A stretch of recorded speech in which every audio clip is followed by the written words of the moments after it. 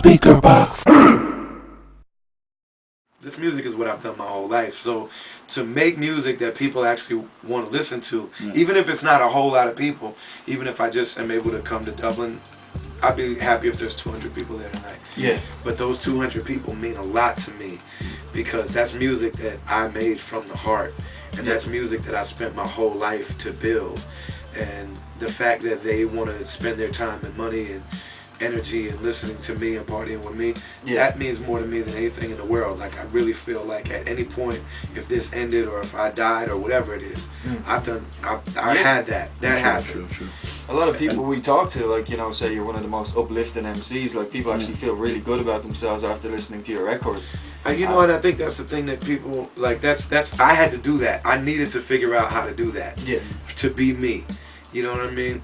And that's what people seem to get the most. Is that and and is it really difficult being a Muslim and in the hip hop community? Like, do you get negative energy from other rappers because of your beliefs and stuff? No. It actually, being a Muslim is one thing that traditionally the hip hop world respects. You know what I'm saying? And it's funny because I didn't realize it when I converted, but when I converted when I was like 15, all of my buddies were hustlers. They were selling drugs. They were, you know, getting in fights. They were smoking weed. They were starting to mess around with other drugs and getting drunk, playing dice, getting arrested. I was getting arrested. I was getting in fights. I was getting guns pointed at me. I was getting shot at. You know, all this crazy mess. And I was like, man, this isn't even me. Like, this is not me. I'm not no thug. You know what I mean? I love some of my closest friends in the world are murderers, are hustlers, but that's not me. You know what I'm saying?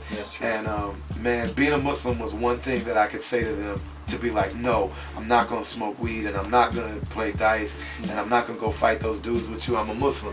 And they respected that. You know what I'm saying? Like, they weren't on some like, oh, you a pussy. Like, they really were like, all right, brother. You know what I mean? And that's where my name comes from, because like, as soon as I became a Muslim and changed my name to Ali, everybody started calling me Brother Ali. As like a term of respect for like, that dude doesn't do this foolishness. You know what I'm saying? It's not hard at all. You have a crazy live on stage presence. How do you maintain that fitness, and how do you keep, you know, the crowd fired up as you do, and what makes them, you know, want to stay there and listen more of your rhymes? As you're raising the bar, high standard, man. I mean, it's funny you said fitness. I feel like that's the only thing holding me back, is I'm fat. You know what I'm saying? Like, man, I think I'm gonna get me a personal trainer, man. I've never really been worried about being fat until this tour. Something about this tour has made me realize, like, man, if I lost like 40 pounds, I'd probably be able to perform at such a higher level. You know what I'm saying? But man, like, this, when I say this is all I've had in my life, this is all I've ever had in my life. Like, when I used to travel from, like, my family moved a lot, city to city, school to school. You know what I mean? I never was into sports, never had good clothes, never made good grades, never was into clubs or anything like that. So like, and I'm albino, so like, I would show up at a school looking crazy different, didn't know anybody, and so this was the way that I gave people a reason to know me other than just being so strange. You know what I mean?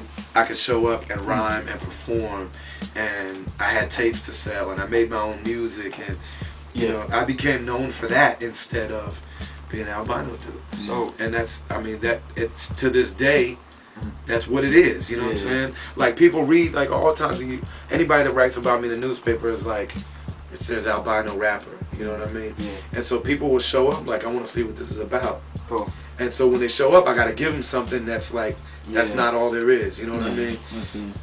So yeah, it's just a lifetime of really caring about being good at it. Tell us about the new album and where people can go and cop that. Can they get it online in stores or? Yeah. We there's a few different ways. It's on iTunes.